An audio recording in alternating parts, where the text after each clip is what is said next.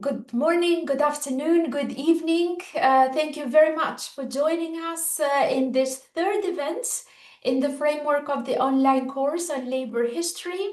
And today I am really happy to have with us in this conversation about the topic of labor's relationship to the struggles for democracy, tensions and achievements.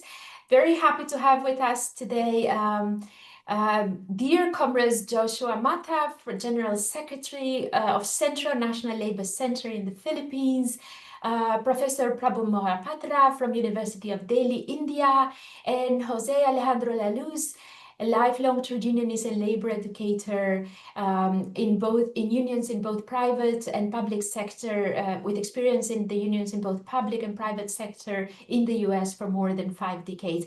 But Jose is also from Puerto Rico, so we have a panel with comrades from the Global South, and I'm really happy to have you here and to welcome you. You're joining us from both sides of the world, so thanks very much for making time. We're going to jump straight to some questions. To everyone, if you could please put your cameras on. We have Paolo already in. Hi, Paolo. And we have Professor, sorry, I didn't see you before. So we also have Hi. Professor Paolo Fontes from Hello, Paolo. University of History of Rio de Janeiro. Hi. Yeah, fantastic. Thank you very much. Another comrade from the Global South. So great to have you, everyone, here. I think we're going to have quite an interesting discussion on the question of labor and democracy. So let me just start with the first question, and then if you could respond to that question. And it would be really great if you actually can pick up also on the points that each of you is making. So please feel free to do that, as we are going to organize this mainly as a conversation and also open up then to comrades from in the room joining us for their own questions. So labor movements in your countries have played a key role in winning democratic rights and in this way democratizing societies. This includes, among others, opposing dictatorships and colonialism, fighting for the right to vote, for freedom of association, civil rights, for systems of social protection, and others. Yet these hardly won domestic rights are under threat from authoritarian governments, parties, and movements, and labor seem to be struggling for a response even as workers' mobilizing capacity, political and social influence, and organizational strength is in decline. Moreover, in many countries, workers and even trade union members have shown increasing electoral support for this authoritarian nationalist right. So there are at least two questions that come out of this one. And then let me first go to the question that is a bit more in terms of where do we find inspiration in these the struggles. So why was labor able to play such an important role in achieving important advances for the democratization of our societies? What do you think were the main factors that inspired and sustained these labor struggles in your countries? But the second question, and if it's possible that you address both of those in about 5 minutes, is what were the limitations of these struggles that may have contributed to the rise of authoritarianism we are witnessing today? And in light of these learnings, how can labor again assert itself as a broad-based democratic force?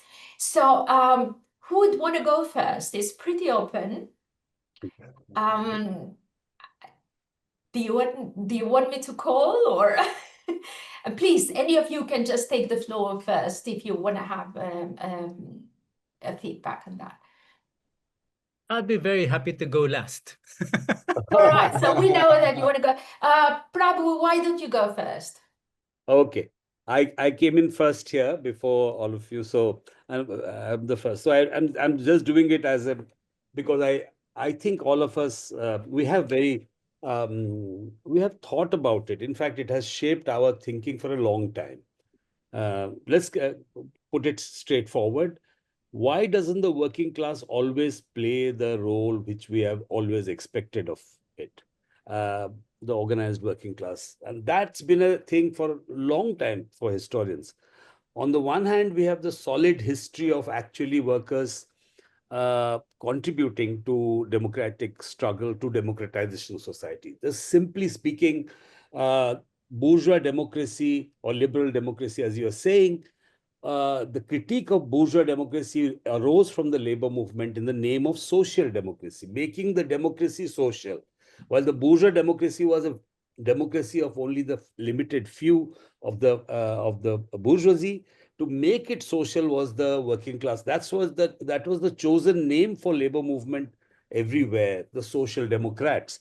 Social democracy was to make democracy social. I always feel that as at the origin of expansion of democratic rights, the workers. And this is true of England. This is true of all over the world. In global South, for us, for Indians or for Brazilians in some ways, or for different ways, one of the ways in which we encountered modern capitalism was through colonialism. And so the labor movements rise and fight against the development of capitalism through that was shaped in some way by the impact of colonialism. And not and there is nothing given in that situation that the working class will naturally become anti-colonial and anti feudal, that means being democratic, supporting bourgeois democratic, at the same time national. So this conjunction, this historical conjunction, and I take it to call it historical rather than natural, that this is a particular process by which the working class, as it developed into a class and it to organized itself, or through the labor movement, through its, even before unions were formed, I'm saying of a longer labor movement, it also fused these two goals. It became by its own practice, by its own experience, acquired anti-colonial tendencies. So anti-colonialism and anti-capitalism, and to an extent anti-feudalism, which to the extent feudalism was there, uh, these were forged together. Now, this allowed for something which in global north often went opposite to each other. That means the rise of nationalism always was a threat to rise of the labor movement, or at least till the First World War, or even before that. Nationalism, as Eric Hobsbawm very clearly said, nationalism trumped working class, whether it's revolutionary trade unionism or social democracy, it always was under threat. In India or in many of the colonial countries, that situation was, or at least historically, did not develop, or historically, it came together. Uh, in a case of the nationalism, threatened or threatened the democratic aspect of and that which was a historical experience limited often to the modern most advanced capitalist countries, now is being seen all over the world. I'm seeing the conjunction of nationalism, authoritarianism, and nationalism becoming part and parcel of the anti-democratic movement. So this is so from the history of the labor history of the working class movement in the 19th century, we can draw some of these tendencies and see what caused this fusion, that means anti-colonialism and anti-nationalism, and the division simultaneously. We have to think through both of these. So if I quickly to go through this, if I made clear, the factors which allowed for this was very clearly colonialism. In let's say, very simply speaking, I'm being schematic here. There is much more nuance in this. Colonialism was not interested in the development of an independent capitalist development. It tended to arrest the development of independent capitalist formation. So there was, for a time being, so those who wanted to independent capitalist development and nationalists and workers often could combine together, often could combine together, because so the workers thing against capitalist, and often it was foreign capitalist, which would be the beginning of the movement. So anti-foreign capitalist. But this is not to say that this was not without tension, but the fact was this was the possibility which happened. But there was attempts also to break this unity. For instance, in case of India, bringing in labor law, which protected certain vulnerable groups of workers, for instance, women and children, was opposed by nationalists in India. They saw it as a method by which you are not allowing Indian industrialization to take place, because that would see as a dampener of competitive aspect of because cheap labor was seen by nationalists. And this again, this particular contradiction, as well as the possibility of conjunction, has to be borne in mind to look at the long-term impact of this. So what it did was to expand to the extent it brought into question the role of the state, and also the question of rights. So by whatever means, often, and that was not only true of India but rest of the world, and often much more advanced in the poorer countries than sometimes in the advanced countries. It's very strange that questions of social security or the social rights, what we call social rights of citizens, were actually first time focused by workers demanding those rights. So workers were at some point, working class movement was leading the movement for social rights, which later became citizenship rights. But the labor rights were the forerunner of social rights. I would say that they were the beginning, or say it's a question of safety, question of social security, all these which became later social citizenship were, in some sense, and it is true also of, I'm not saying it was in the ILO itself that these things were brought out. So it's nothing specific about it. So these two, the anti-colonial and national movement coalition, and the forerunner social rights forerunner, in these two aspects, labor movement, even when they are very fragile, when they are very small, as it was in there, played a great role in expanding the sphere of the democratic rights. In general, by expanding this, they created what you would call a public sphere, which was very different from purely the middle class public sphere. It created a new sense of what the public was. It moved workers, and this tension, which I had mentioned, that the tendency to make working class, the workers, as something like domestic servant, to make them, and at the same time, the workers struggle to make it a public struggle. This tension, the fact that the capitalists, whether they are foreign or national, always wanted workers to be almost like domestic slaves, and workers' movement put it into the public. Now, this was democratic. This was the biggest uh, motor, driver of democratic movement, of expanding democratic right. I won't call it natural, the historical tendency of the labor movement, including in the third world or the colonial world, to burst out of the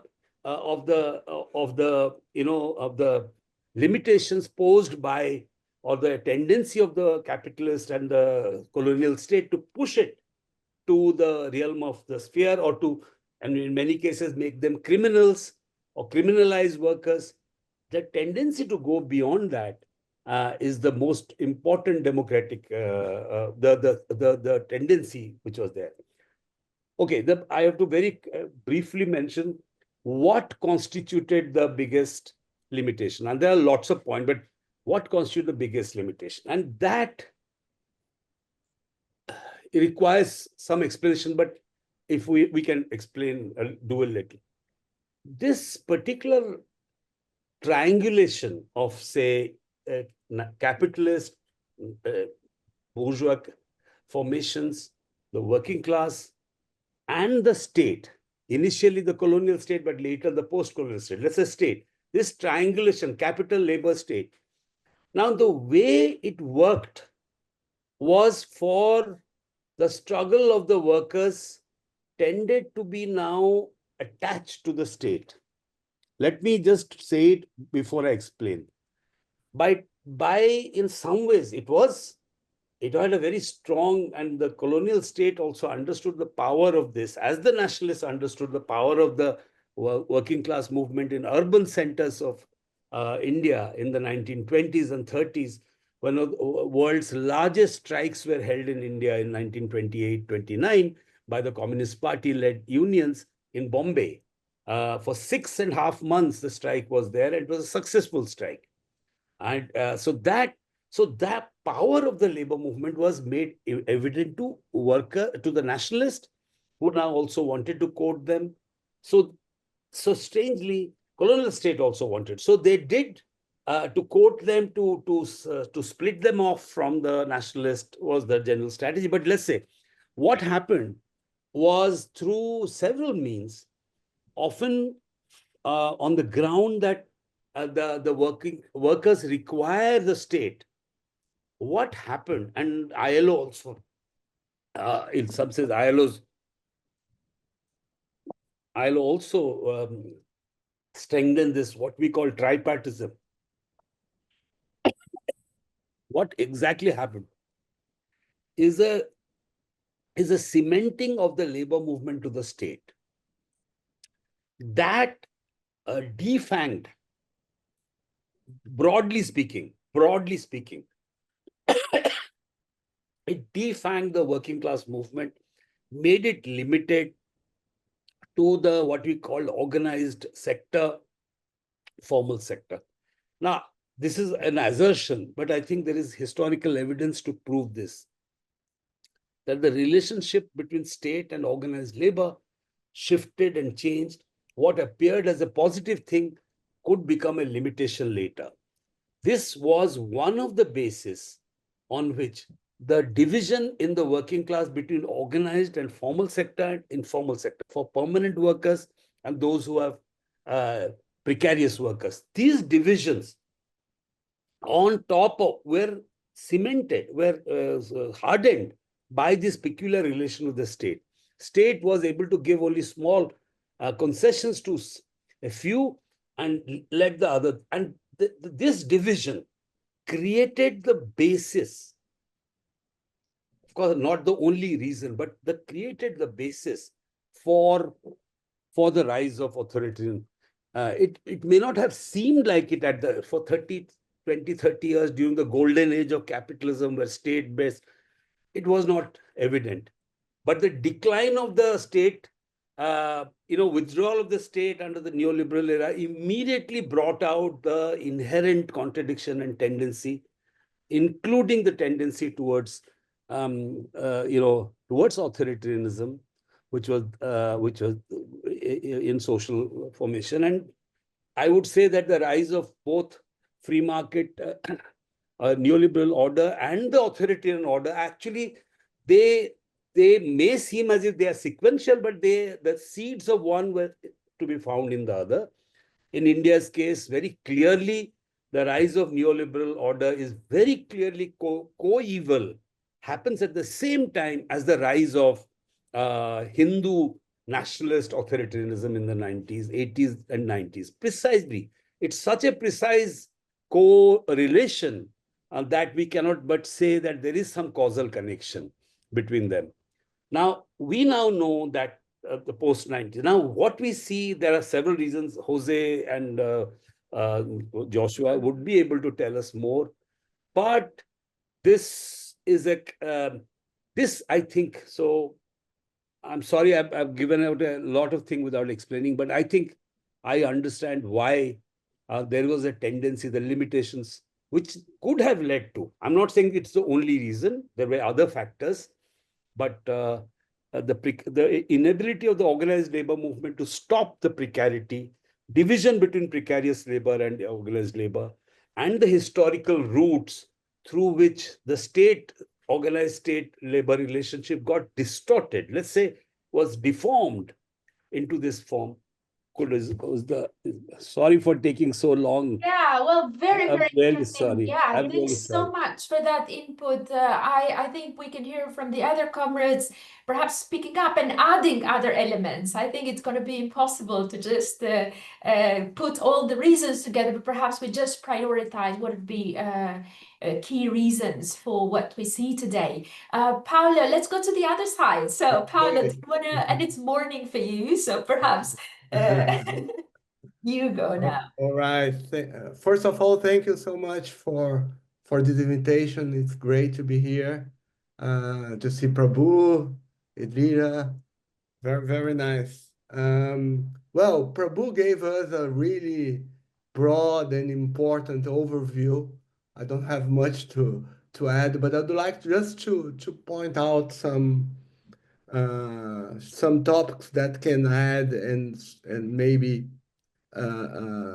complement a little bit from Latin American Brazilian experience in particular. Um, well, I think there is no doubt, as Prabhu said, that labor, organized labor, was vital everywhere to enlarge democracy.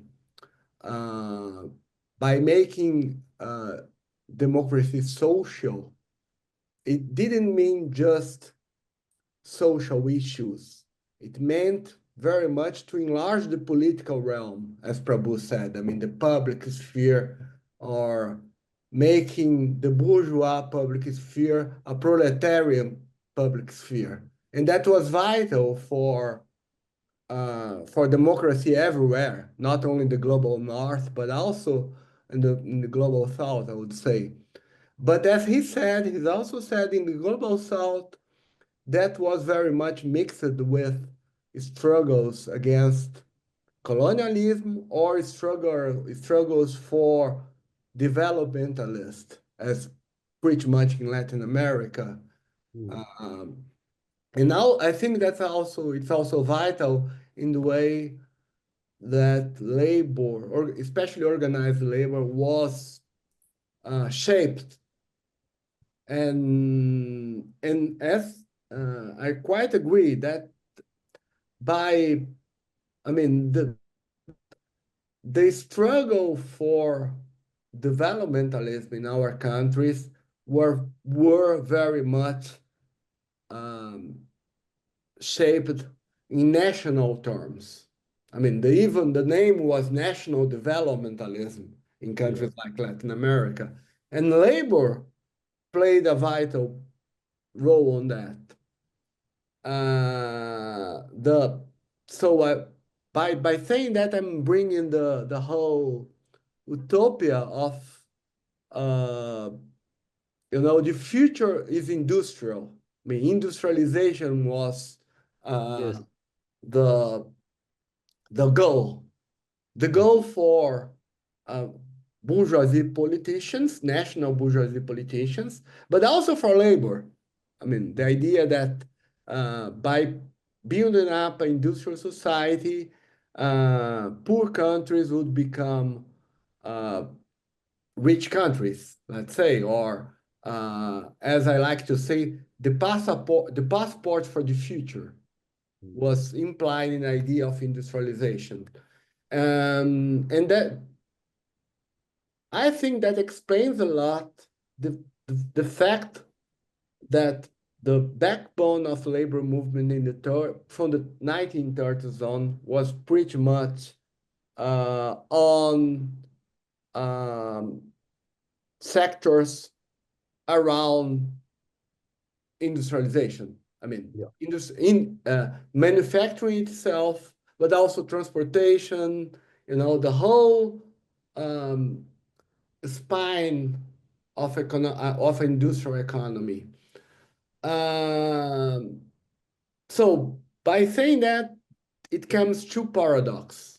The one that Prabhu already said. I mean, when manufacturing stopped to be the goal.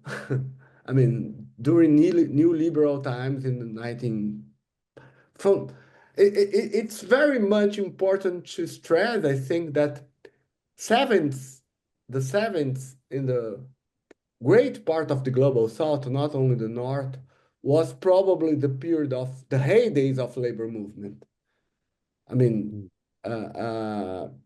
I would say that this from 1968 to early 80s, everywhere. I mean, Brazil, India, Argentina, uh, I mean, in Africa, in a lot of Okay. places, that were the heydays of organized labor. Uh, it was the people didn't know that at that time, of course, that they were leaving the uh, the decline of Fordism and industrialization. But they thought just the opposite. They thought that they could control the economy. I mean, that's why ideas like operaismo, the Italian operaismo, spread around like like that in global south. I mean, the idea that workers could control, uh, especially the non-skilled workers could control the Mm. production. Well, we know now that was really the end of that kind of mass production style of capitalism economy, and that affects very much labor, organized labor. I mean, the decline of organized labor uh, started that. I mean, with that defeat. So. Um, how can we reconnect labor? Um, and I quite agree with Prabhu. I mean, the whole issue of formal and informal in the relation with the state. I'm just add also this kind of economy, political economy to that, because I think that state was related with industrialization. The state from New Liberal on were not anymore, so that create a kind of paradox for labor movements. Um, so I think, of course, nowadays, connect with informal and precarious work is vital, but it's hard. It's quite hard because the whole economic conditions is pretty much different, and labor was for 100 years or more learned to uh, organized in conditions that are very different now.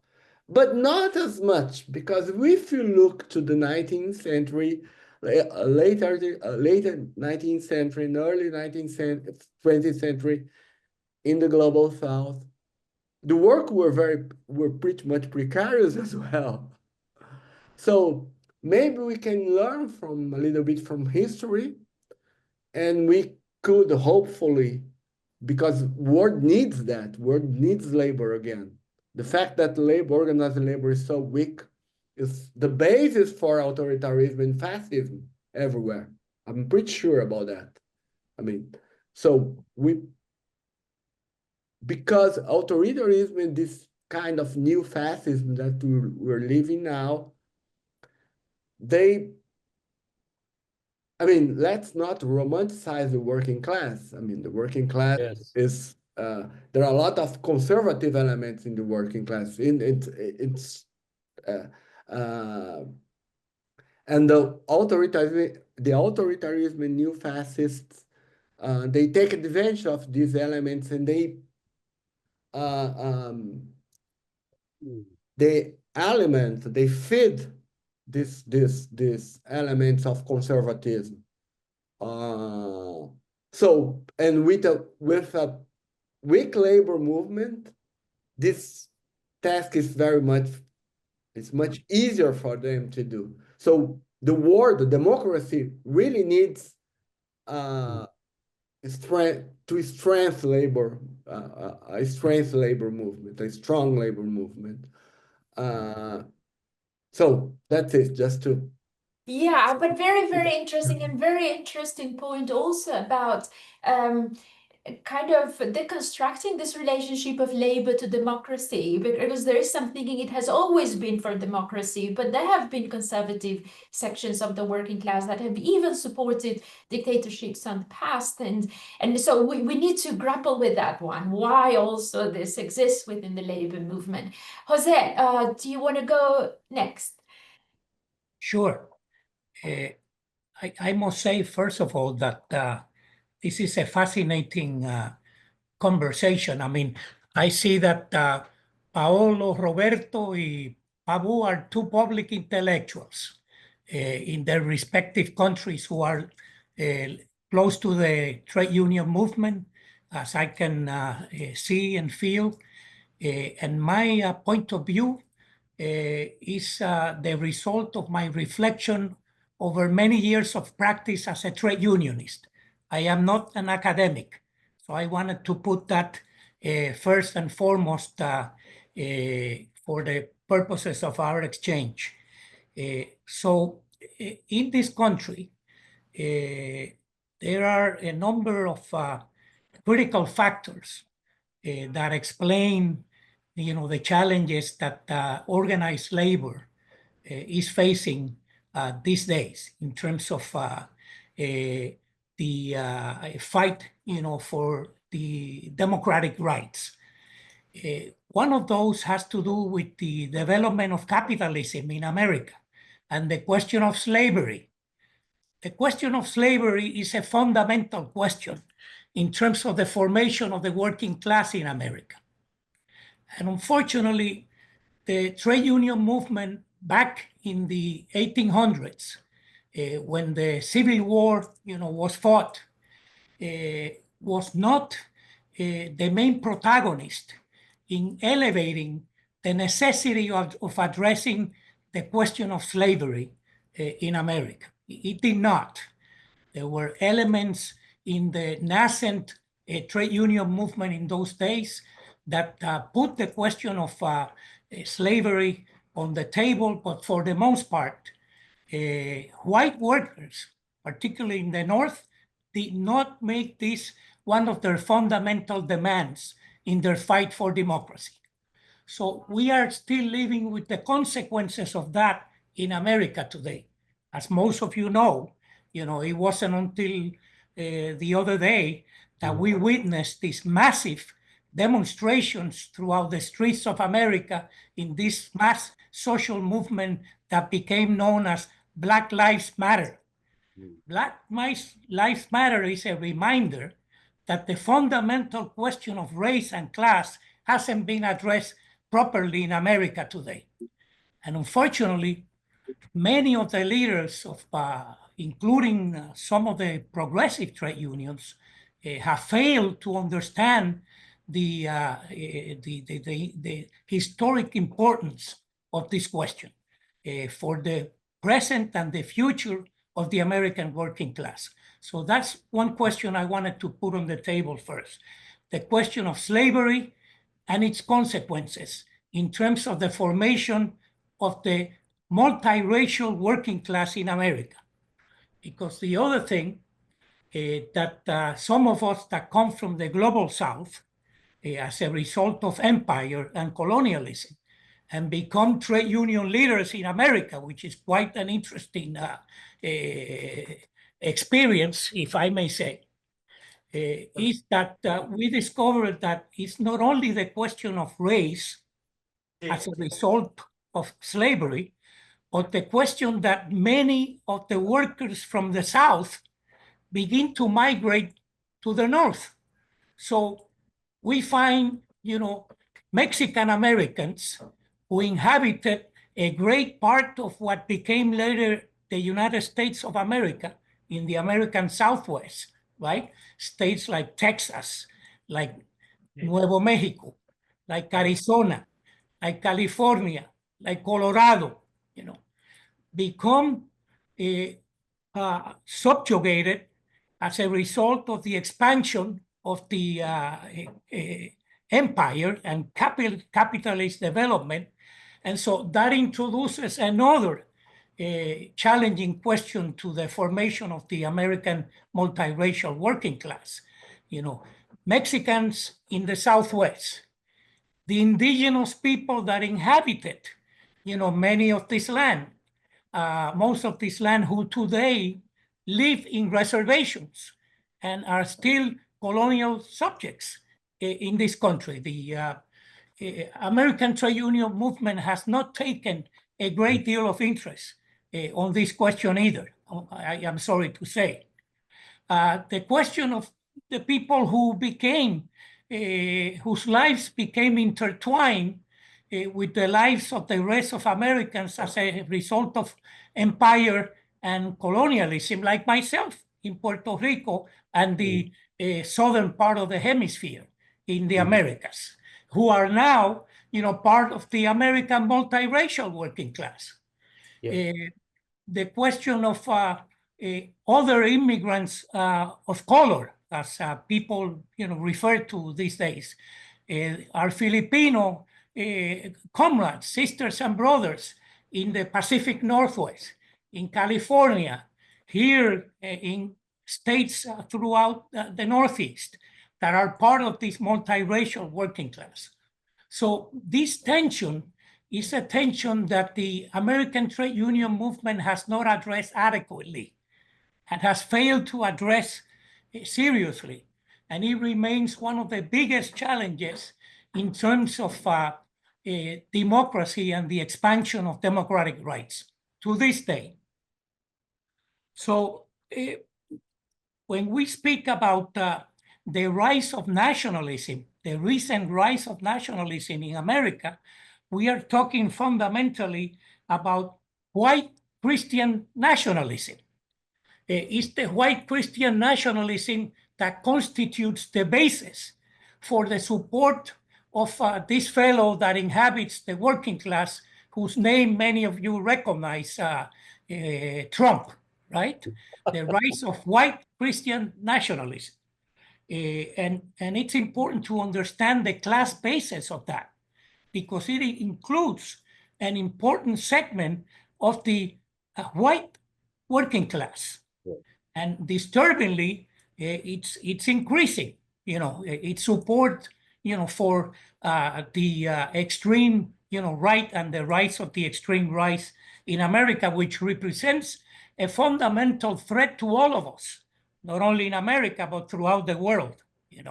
I mean, Elira was telling me a little bit about the pain that many of us feel every time we see the images of what's happening in Gaza.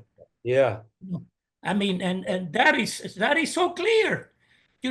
The fact that we have not been able to articulate a mass movement in this country that has sufficient weight to be able to demand, that the cessation of these hostilities and this war of, genocide and annihilation has a lot to do with the insufficiencies of the American trade union movement, to be perfectly honest with you, and the rise of white Christian nationalism, and how it has sunk its roots in segments of the multiracial working class.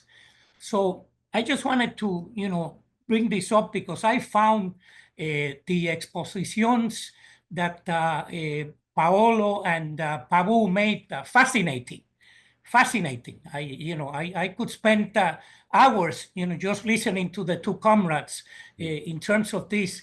And I just wanted to add just this element for now, the question of slavery in the development of capitalism in America and the formation of the American multiracial, multinational working class, which is something that is so critical to understand, the challenges that the American trade union movement faces to this day.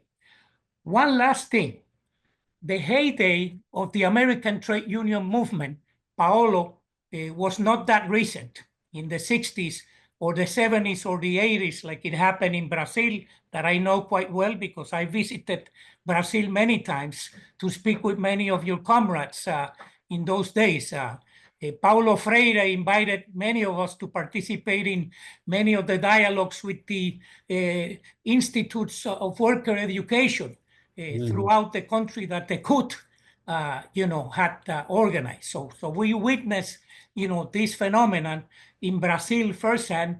We went to South Africa and we saw what happened with COSATU, right? And the rise of the South African multiracial working class also, because, it's not only the Black workers, it's the Indian workers. I mean, this is fascinating. In the Philippines, right, Josue?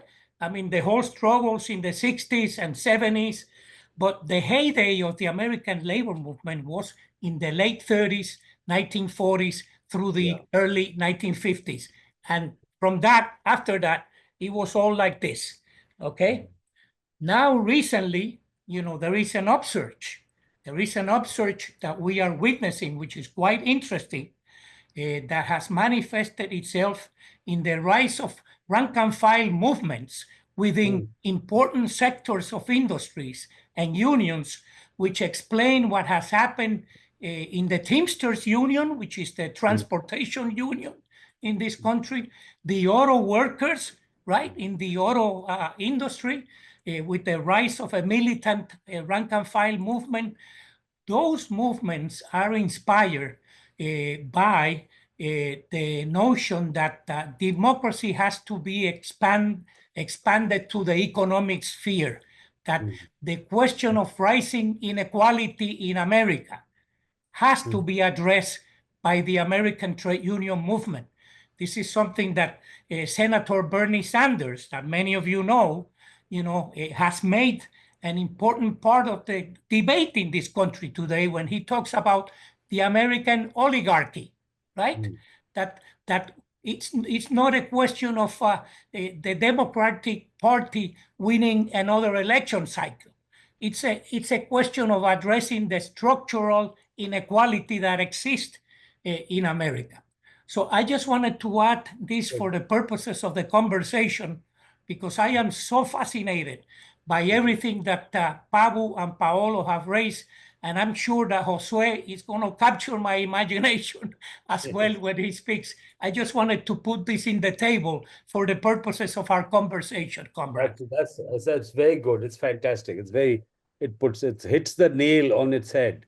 It hits the nail. Yeah. So Yeah, thanks very very good. much. Yeah, absolutely fascinating. Joshua, there were also some comments to you from your comrade from the same country, and perhaps you want to pick up on that. But it seems to me that it's an important conversation also. What is class? And who has been defining class, and who is being excluded and included in the class, and then sometimes equalized with trade unions. That has also determined the extent to which the social rights have been extended, leaving big sections of the working class, unorganized workers out of these social rights often. But Joshua, over to you, and please also, if you want to respond to Benji in the debate we're having together here. Well, thank you. And thank you for asking those questions, because to be honest, I forgot about what I have to say because I was just listening to everyone. And it just blew my mind. These are questions that I really think that we should really, put a lot of energy on in terms of reflection. But I'd like to answer your latest set of questions, Lira, but you just gave me 5 minutes. So I'll try to do something. Let me see how I can do it in 5 minutes time. First, on the original question, just to add to this discussion, I've heard about the role of nationalism, the role of empire and colonialism, race, for example. These are very, very important factors, as well as what we heard from Brazil about the impact of development, the struggle for development. And our task, I was told earlier, is that we're supposed to be critical, but at the same time provide inspiration. So I have to be honest. I can be very, very critical. I'm not so sure if I can inspire you guys. But let's see. Yeah. Criticisms, I have a lot of that. Inspiration, I'm not so sure about that. But so, okay. First, the question, what actually led to the role of labor in the Philippines. I mean, and here I'm going back to the original revolutionary situation that we had way in 1986, where we kicked out the Marcos dictatorship, where we produced the first people power revolution, if you like, which then was copied in many other areas, particularly during the Annus Mirabilis, when various communist parties in Eastern Europe, were toppled down one after the other, and that I think is a very good period in our history where we can learn a lot of lessons, particularly on how not to wage a revolution. So that's the first point. First, it is true the labor movement provided in the Philippines at that time provided a really big power to the efforts to kick out the Marcos dictatorship. In fact, the heyday of the labor movement in the Philippines can be, I'd say, was about around the time that we kicked out the Marcos dictatorship, during the time of Cory Aquino. That's the heyday of the labor movement, if you look at the statistics in terms of trade union membership. What led to that? First, the militancy of the working class. That I think that's very important. The fact that people actually were fighting, and this is not because this is not something that came out naturally. This is a product of the situation where people were desperate enough that there's no other response to it but to fight. Because the working class were the ones suffering the brunt of the economic crisis that we had. And which subjected them to abject poverty and even powerlessness. So they were pushed to the limit. And that's the reason why the slogan during the fight against the Marcos dictatorship was sobra na, tama na, palitan na, or in English, enough, it's too much, it's time to change. That resonated so much to people because they were already fed up, by all the things that has been happening to them for many, many decades. Now, that moment of the EDSA revolution that we call is actually just a moment. But that moment was I'd like to say that the moment that moment is the climax of years, even decades of struggles of the working class, learning how to fight the dictatorship, testing the powers of the dictatorship, even to the point that workers would actually lose their lives.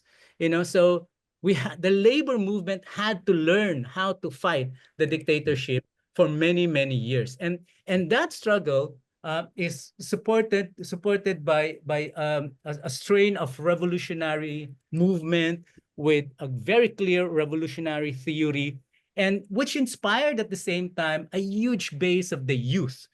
So during those periods, the cream of the crop of the youth are you find them either with Marcos because they bought into the system, or with the revolutionary movement. So it is the youth, it's the robustness of the youth movement that actually led to a more robust labor movement and peasant movement and women's movement, urban poor movement, etc. So those are some of the things that led to the big role of the movement.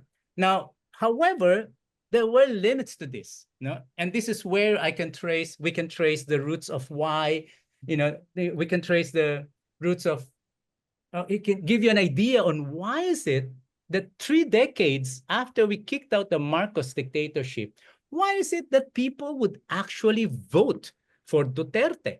Yes. Who is a madman? He's much more of a killer than Marcos. Marcos, technically, he killed around 3,800 people, but he jailed, tortured tens of thousands. Okay, but Duterte killed anywhere from 20,000 to 30,000 people in 6 years. Marcos, ruled for like 21 years, practically 14 years of formal formal martial law.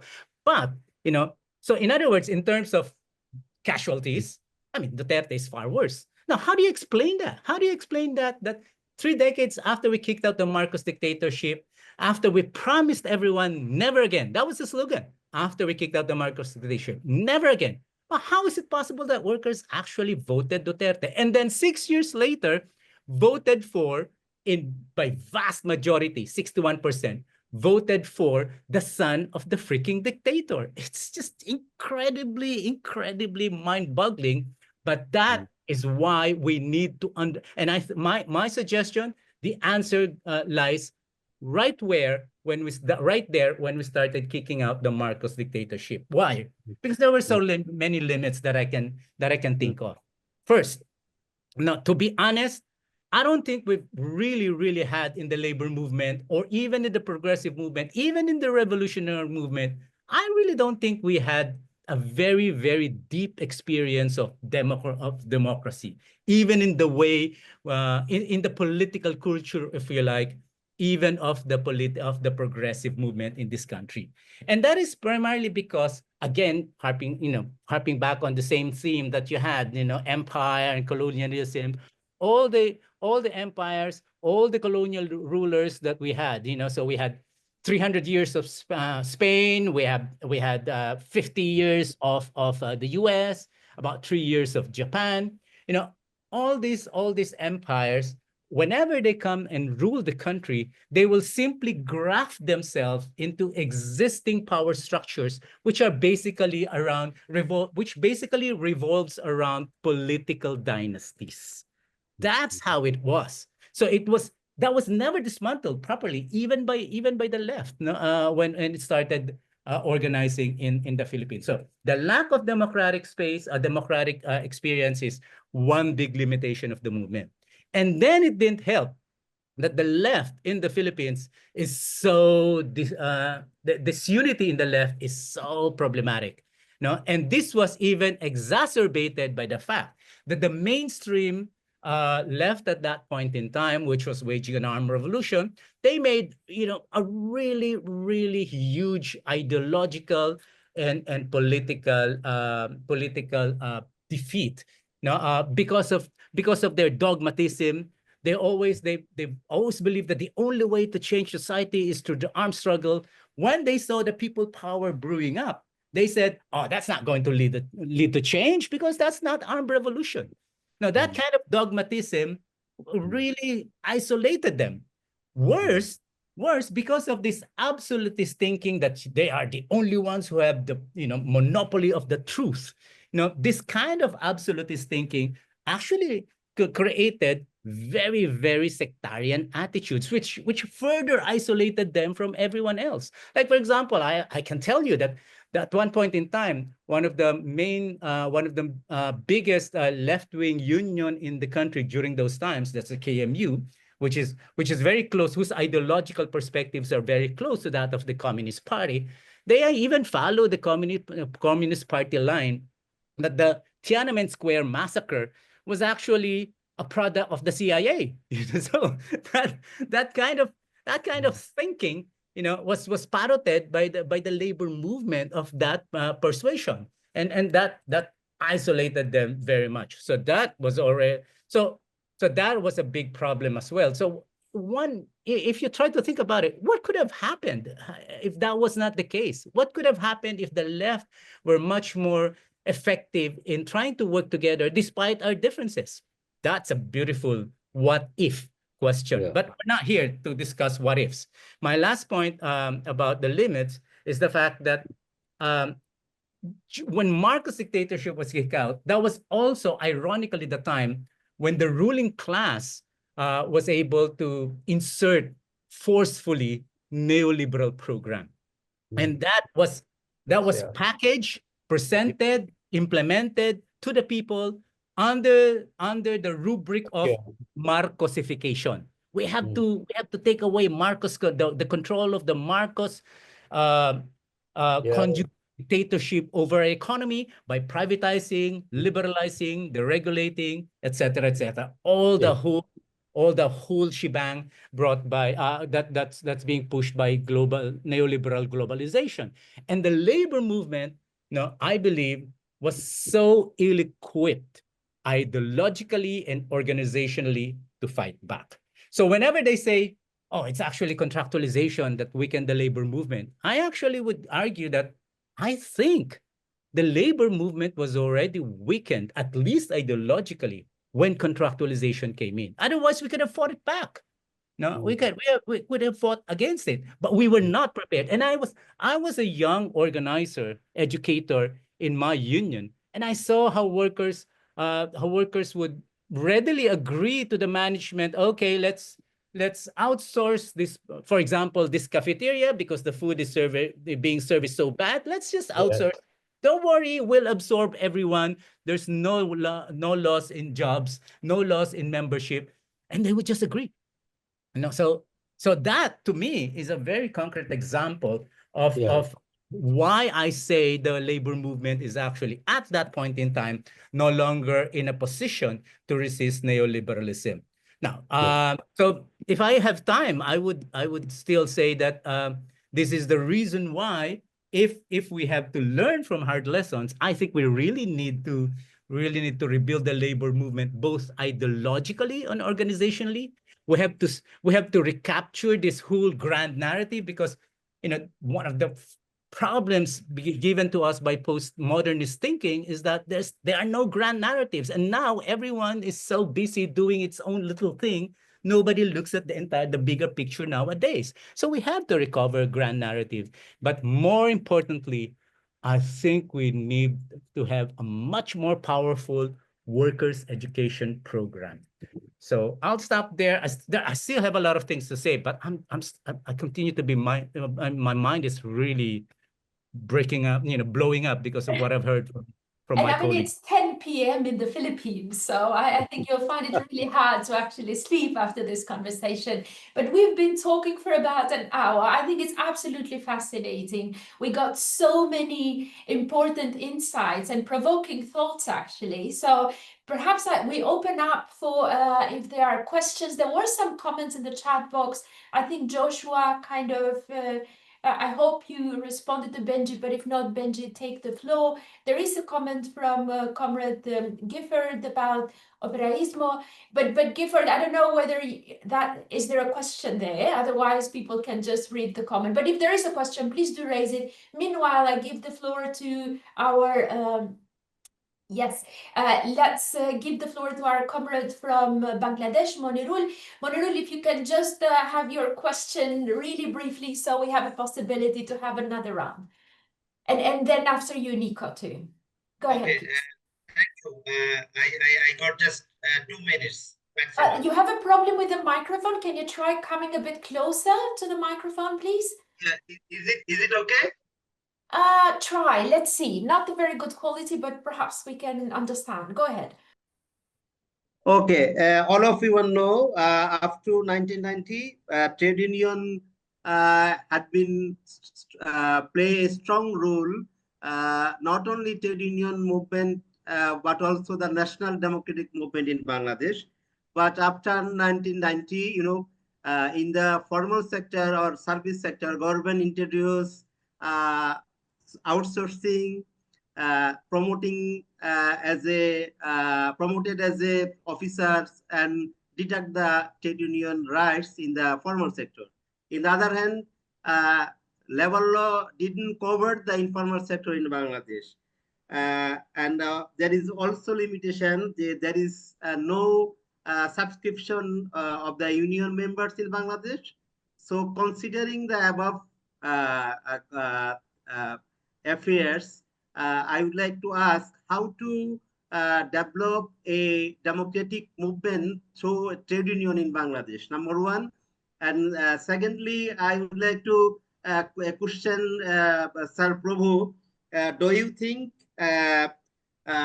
union members or workers can equally participate in the ILO tripartite mechanism?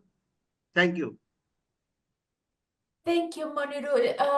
Can we get Nico's from Argentina question before we perhaps go back to a round of answers? Is that okay with everyone? Yeah. Yeah. Nico, go ahead, please. Yeah, congratulations. Excellent interventions from all. Let me go back to something my original colleague, Camarada Paulo, said. Because I think we have a very challenge here with informal workers. It's an obvious thing. But let me put it this way, in form of question, why we are failing to talk with them? This is very clear because they're maybe not the only, but the rise of authoritarianism, at least for the case of Argentina, Milei has become unfortunately very famous, is anchored in that. I mean, that is a stronghold, and we are failing to talk with them. Is it I mean, it's a question maybe to Paulo because we're close. Something similar happened during Bolsonarism in Brazil, but is it about the language? Is it about understanding the moment? I know it's an open question, but I think we need to pay attention to that, and also to reinforce that we are organizing a course on informal workers along with the online academy, because we need to go through that very deeply and in a very creative and critical way. Thank you, everyone. May I just quickly add to Nicholas's Of course. question? Just a thing, something to think about. First, in relation to this, because something larger will come up if we draw from it. First, that it was the organized labor movement in which you had the first big dictatorships in Latin America. You know, they were not the unorganized; they were in the organized sector that the dictatorship of Peronism or whatever other forms of what we call were located. Today, Bolsonarism, or as you were suggesting, and it's very interesting, is a moment which comes at the debris of the organized workers. It is in the debris, that means the residue of the organized workers movement, or the so-called informal workers, that you have the anchoring of the Nicholas, would you agree that this is some way of posing the question? Just as we have a question about the link of labor movement to democracy, we must also look at the shifting link of labor movement to autocracy or to authoritarianism. Different moments and different logics have explained this, explained this connection, and we need to think of this moment. And second, before Paolo and all would answer this, and I would also have a time, I just wanted to put something which will be taken up just a little bit.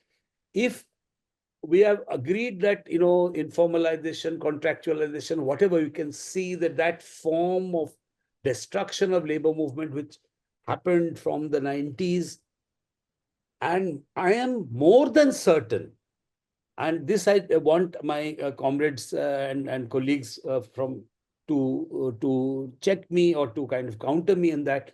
I'm 100% certain that we are at the end of the cycle of neoliberalism. But what we are going through, we are not sure. But neoliberal world order is shifted and changed. It has shifted and changed for a long period of time. We are not aware of that, its symptoms, but the authoritarianism, populism of that kind which we are seeing is a symptom of the decline of the neoliberal order rather than the product of neoliberal order. If that is true, we need to again look at this question of the link between social movement and larger labor regimes, or let's say political economic regimes, in which labor movement works and labor movement and this. My suggestion or would be to spend some time and some reference to the exact location today so it is not enough to say informalization has been happening for a long time, 40 years, for 50 years, let's say. And in case of India and all, we have a long history of it. It not just began in the 90s, it has had long history. But all that's taken, are we at the end of a new configuration in which labor movement has to look at the question of informal now in a different manner again? Quite differently in the new economy, economy which is coming up, and the old question of decline of manufacturing and the expansion of manufacturing in certain regions. We have a very different way of looking at it, or should have a different way of looking at it. So I just wanted to reinforce this. I'm sorry to intervene there. We have gone through very interesting point. Yeah. Just to say that Yeah, yeah. Yeah, definitely. But, And please do come later back to the question that was raised from Monirul, and there was one addressed to you too. But Joshua, I think you raised your hand, I think also in response to the same. So please do. And Paula, yes, I give you right away the floor. But Joshua, do you want to go first? Yes, thank you very much. I'll try to be very, very quick. I just find it interesting to remind everyone that when I started the labor movement, I was always taught that the labor movement is the school for democracy of the working class. Now, if that is true, then I think we have failed. We have miserably failed. The fact that our own members would vote for people like Trump, people like Modi, people like Duterte and Marcos should tell us, that we have been freaking failing. Now, and I think this is a fundamental point that many still don't completely understand. And I'd like to point out one very good example that I also heard from some other learned people that I listen to. Now, think about this. When we organize workers, we always tell them that we have to fight for democracy. And for them, it's so easy to understand the issue of democracy when they're in their community and then they find a local chieftain lording it over them, doing policies without consulting them that harms them. And then they say, that's dictatorship. We should fight that. But when they go to their factories, when they start start their shift, they completely forget that what the management, their supervisors are doing are top-down decision-making processes without the workers having any say. And then they accept that kind of schizophrenia, if you like, I think is something that we've never managed to address. And I wanted to point out that, for example, Benjamin was pointing on the chat, is saying that, well, probably it's because the lack of democracy, it's the failure of democracy. I would say, no, it's not the failure of democracy. It's the failure of not having democracy. Because what we had in the country, at best, is elite democracy. Personally, I'll call it ersatz democracy. Thank you very much, Joshua. You're also bringing us to a question we wanted to have. I think we're running well beyond time about this connection of internal union democracy. Also, what's happening in the union organizations itself. Is there space where workers and members can really experience what democracy feels like? What does it mean to be part of making the decisions in an organization? But let's go first to Paulo, and then Jose, I come to you. And Prabhu, also, if you want to respond to Monirol, you'll have a chance for that. Paulo, go ahead. Okay, thanks. I'll be very quickly. Well, just a provocation for Prabhu, because I think his question is the issue that he raised is very important. But Prabhu, what if it's just the opposite? I mean, the neoliberalism is in its heydays and it doesn't need anymore any kind of democracy.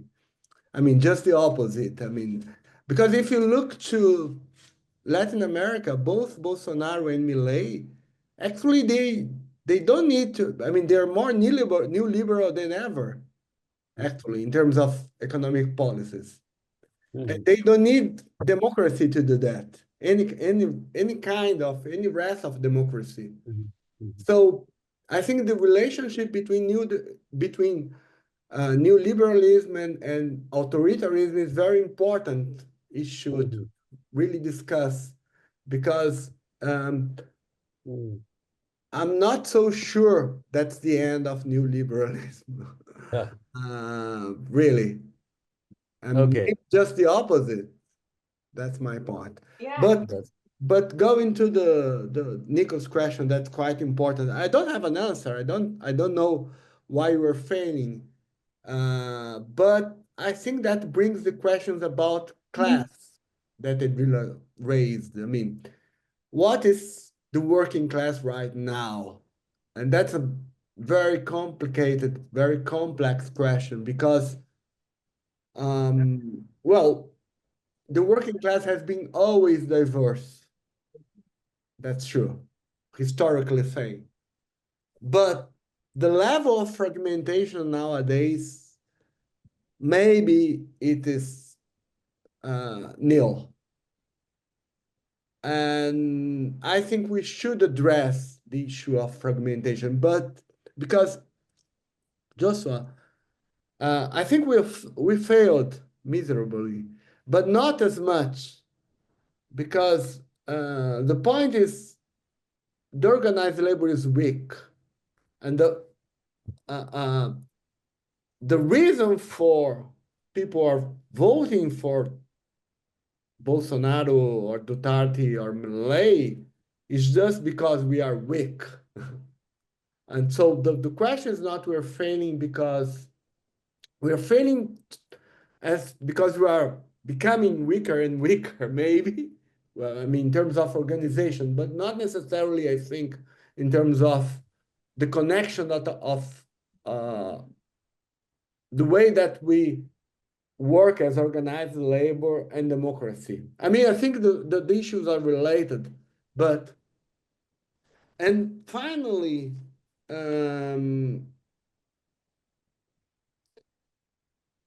I would like to bring again the issue of social media. I haven't talked about that, but I think that's another important point in terms of the discussion of democracy nowadays. I mean, we are fighting against algorithms in a way that we never had before.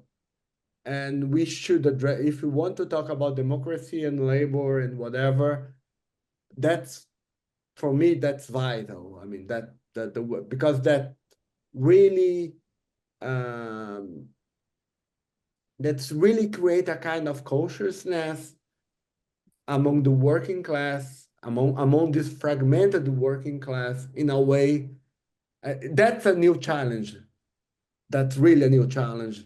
I mean, it's not comparable with the traditional media and in the early 20th century or whatever. It's much more powerful.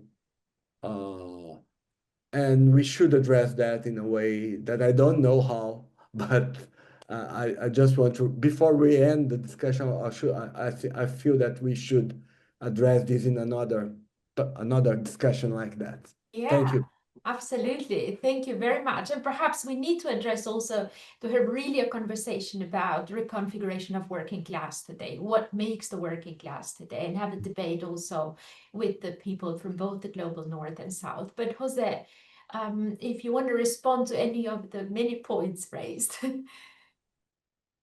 Do we have another hour? I think we should be wrapping up in about 15 minutes. So if you could speak very quickly, and I want to pick up to that last question about the relationship of labor movements, internal democracy to the struggle for democratization of society, just so we wrap up with that one. But first, please respond to any of the topics raised. So I was mentioning that the heyday of the American labor movement was back in the 1930s, 40s, all the way up to the early 1950s. And the reason for that was not only the fact that the so-called labor question was the central question in terms of domestic politics. I mean, there was also the question of war and peace, right? This Second World War against fascism, which became so decisive for the entire so-called Western world.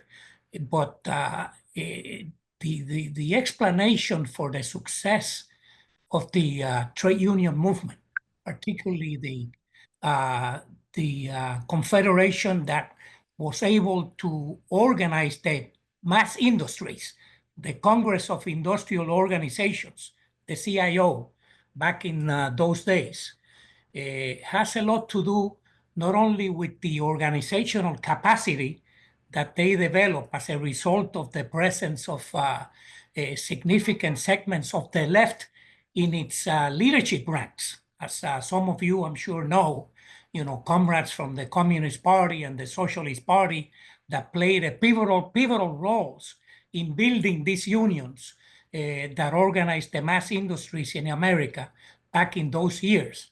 We no longer have such a left in this country, no longer have such a left.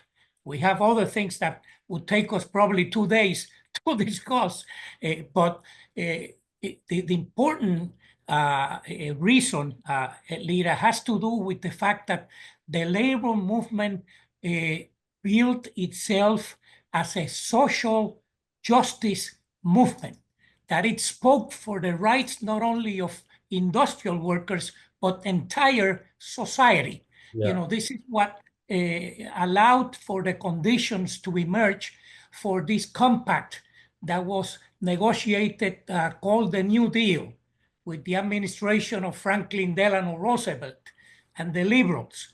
That introduced other challenges for the trade union movement. One of them that our comrade Pabu introduced, which is the question of the conjunction of the state and the trade union movement, and how that imposed other challenges to the question of democracy itself. For instance, you know, the industrial unions that managed to organize millions of new workers, which included immigrants, right? Immigrant workers, also had to accept, as a result of this compact, a no strike pledge, you know, and the no strike pledge was the beginning of the end for internal democracy in unions, as you can imagine, you know, the consequences down the road that this would have. And that would take a whole new discussion. But the important thing is that when the trade union movement behaves like a broader social movement, you know, the possibilities for expanding democracy are immense. When it behaves as a narrow, right, job-conscious type of movement, I don't have to explain, you know, what that translates into in terms of the impact on the broader society. I mean, the role that the Brazilian trade union movement and the South African trade union movement, when they became the champions of the democratization of those countries, it's the best example. I imagine in India, it was, you know, the same role, you know. During the freedom movement, during anti-colonial movement, it had also during played. the anti-colonial movement, you know. And so nowadays, what we face, Paolo, it's not only a highly fragmented, you know, a movement and the highly fragmented working class. And if you want to talk about the role of social media and all of those things, I mean, that's a dimension. But the challenge that we find nowadays is that the American trade union movement is ill-equipped to face all of these multiple, you know, challenges in so many fronts. One of them, which has direct consequences for the existence of the movement, has to do with the question of international trade and tariffs, which is something that you know, Trump has put, you know, front and center in the discussion about the economy in this country. You know, the question of the imposition of tariffs. It has direct consequences for the working class in this country and the working class everywhere, obviously. When we were in the Clothing and Textile Workers Union, we attempted to frame a different approach to this question of tariffs from the point of view of development that would serve to raise the standards of living of workers, not only in the North, but workers in the South. Right? We attempted to do that, and we started conversations with comrades across the Americas, and our union was able to take a position on that. But as soon as there was a new president elected, and these forces from the right, you know, Ronald Reagan, that many of you remember, the ascent of the new right in this country, all of that went to hell, you know, and so that is the fragility of the trade union movements in the political sphere, which is another interesting question that has been put on the table here. Are we having less democracy? Is the neoliberal period really coming to an end? and what is actually happening. I'm afraid we don't have enough time for this. I just wanted to add, this a few comments on the American experience quickly here. Thank you again, comrades. Yeah, Thank you. thank you very much. I think the question that Monirul, let's speak on that one about trade union democracy. And really, I think there is a comment also from Gifford in the chat when this evolution of trade unions bureaucracy to some sort of a top-down corporate hierarchy, not very different from top-down corporate hierarchies. And then perhaps we close with that. I don't know, Prabhu, and if you want to say something also in addition to the earlier points, please do. But if we can wrap it up to that and then really put the emphasis on this very critical link in between internal trade union democracy and internal democracy in the labor movement, more broadly, speaking to the different organizations in the movement and the struggle for democracy more broadly, and to what extent a reduction on the one hand is actually leading to major democratic gaps and rising authoritarianism on the other hand. Prabhu, did you want to go first? And then we have Joshua, and then I want to follow it up. Comrade Kabir, if you just repeat the specific question, I would like to take that as an entry point to discussing what and follow Comrade Joshua about that. Okay, Monirul, just type it in the chat box and then we give time to Joshua to respond. বাংলাতে বলতে পারো আমাকে বাংলায় বলুন বাংলায় বলুন জলদি করে দেব I'm just saying আমি আসলে even in Bangla, yeah, that's fine, that's great. Joshua, you go first. I don't agree, but okay. আমি বলতে চাচ্ছি যে এই যে আমরা ডেমোক্রেটিক প্র্যাকটিসের কথা বলছি যে আইএলও একটা ট্রাইপার্টাইট পদ্ধতি রেখেছে যেখানে মালিক শ্রমিক এবং তো মালিকদের ইকুয়াল অপরচুনিটি আছে কিনা পার্টিসিপেশনের মালিক বা তাদের ডেমোক্রেটিক রাইটসটা সরি ওয়ার্কারদের ডেমোক্রেটিক রাইটস সেখানে মেইনটেইন হয় কিনা তারা কি ফ্রিলি সেখানে So I think Comrade Kabir is saying, Nicholas, please come back, return to your original face. Don't hide behind.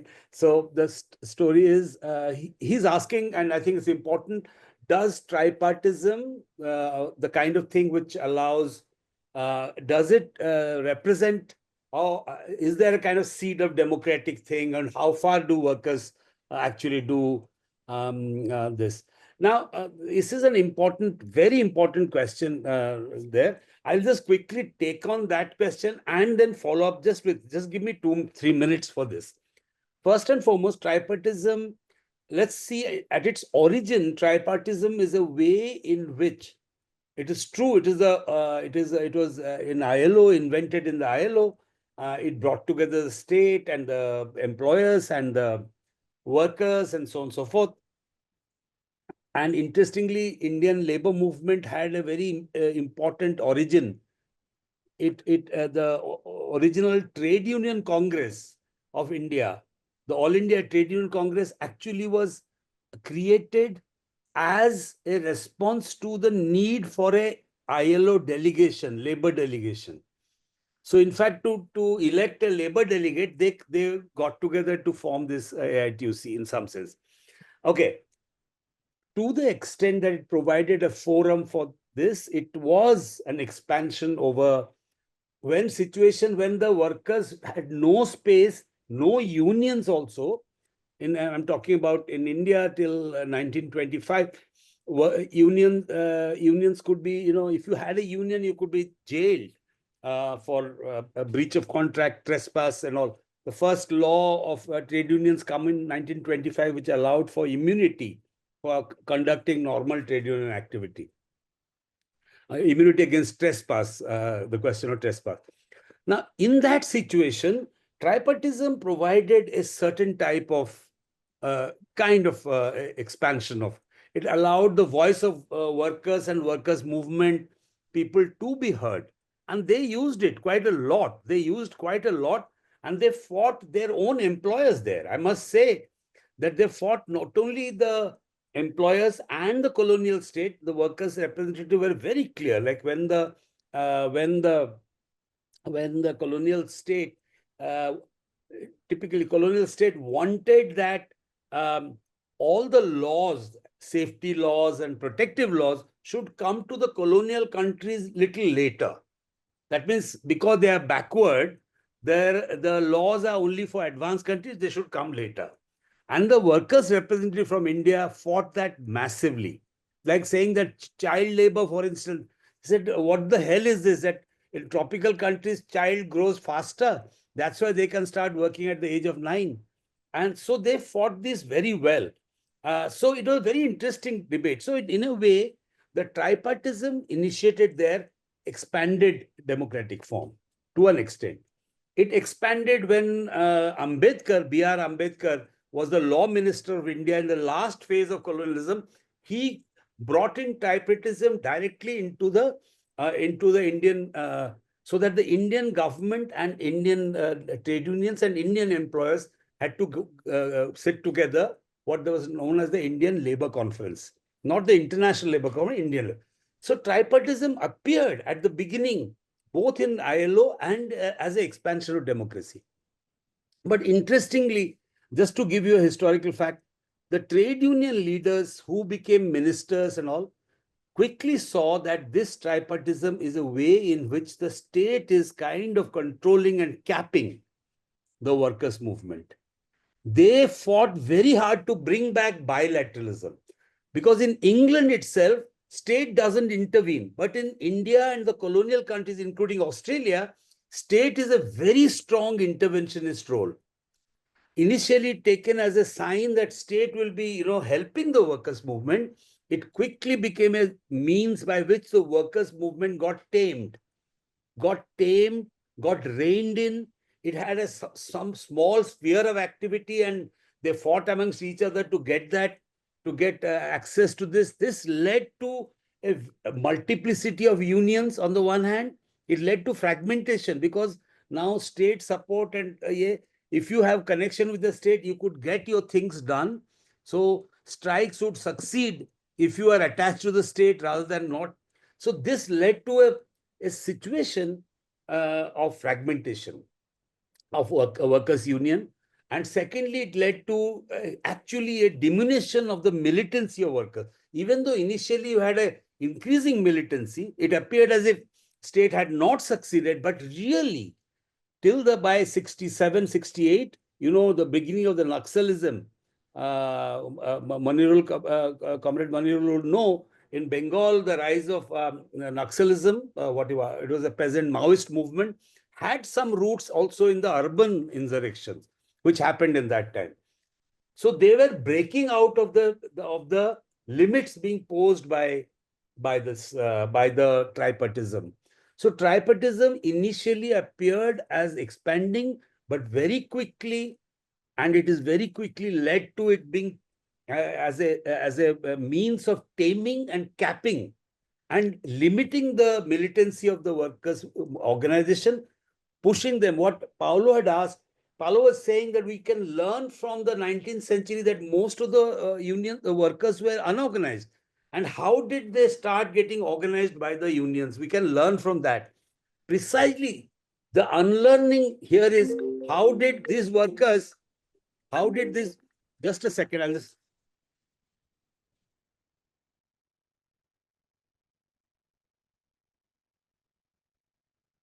Okay, so that happens too. Okay, he's back. Bear with us. We're going to wrap up in a few minutes. So yes, so 1 minute. Just so I take that. I just wanted to reinforce this point, if it is understood, and wanted to reinforce the point which Joshua made, which is that the fundamental distinction between a despotic workplace and a democratic public sphere, that contradiction, that means what Joshua said, that workers vote, elect, whatever, they come and they get used to being despotically ruled in the workplace. Lack of workplace democracy, not just union democracy, lack of workplace democracy, that the workers have not been, that have less and less say in how work is being organized. That constitutes the fundamental problem. That is also at the basis of the lack of union democracy. Also, bureaucratization of union was a necessity in a situation of under capitalism. It is perhaps a necessity, but it has also led to the opposite. That means it has led to the distinction between kind of disconnect between rank and file and the bureaucratic structure. That has also been one of the factors.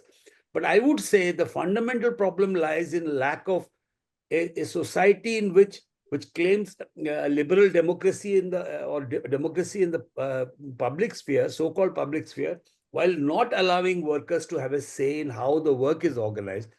That constitutes the biggest contradiction. And I think we have a lot to say and lot to speak and lot to discuss.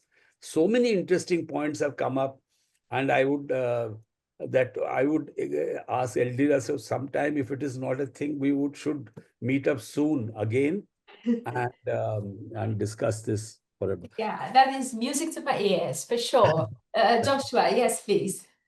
Well, I'm not so sure if we have time, but let me just say. Let's just have 2 minutes each, and then we wrap up now. Yeah. Okay. First point, I wanted to pile up on tripartism even more, but I think it's important to remind everyone that the ILO was actually built to prevent revolutions, and it has been very, very successful, to say the least.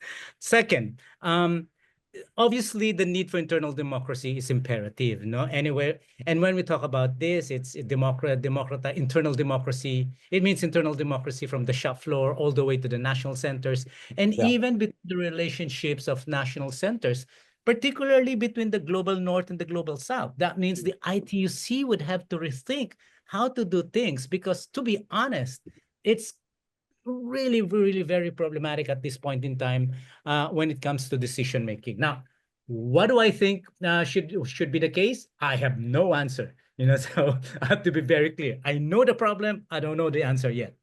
Going now on another matter, the historic division between the party and the labor movement, we under the social democratic experiment that we've had all these years has collapsed.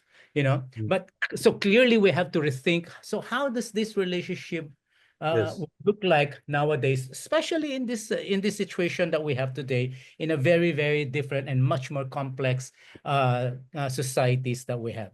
Finally, on class, we've seen that capitalism has always been atomizing the working class. I mean, and these class divisions are very artificial, if you like, between regular and non-regular, public and private, formal, informal. In effect, they're very, very, they are artificial, but they become real because the workers themselves started to believe that they are real. So that's the reason why it's so difficult for us to get a rise from unionized workers when we ask them to fight for contractual workers who are in their own factory and who happens to be much more numerous than those who are unionized. It's this is clearly something that we need to address, no? And my last point is that it would be much more difficult to address these class issues and issues of solidarity if we cannot arrest the growing power again of nationalism that is pervading many of our working classes. So I'll stop there. And sorry, I cannot explain more because of lack of time. Thank you. Paolo, do you want to go next? And then we have Jose at the end. You just muted. No, I just want to thank you. That's been fascinating. I think we need more time in other meetings like that, preferably presential, if possible. Preferably what? Preferably not by Zoom. Okay, yeah, physical, yeah. If possible. But anyway, thank you very much. I enjoyed it a lot to be with you guys. I learned a lot. So thank you, the Global Labor University, to organize this. Thank you. Thank you very much, Paolo. Jose, your words, Yeah, I just wanted to thank all the comrades in the panel and the comrades in the audience.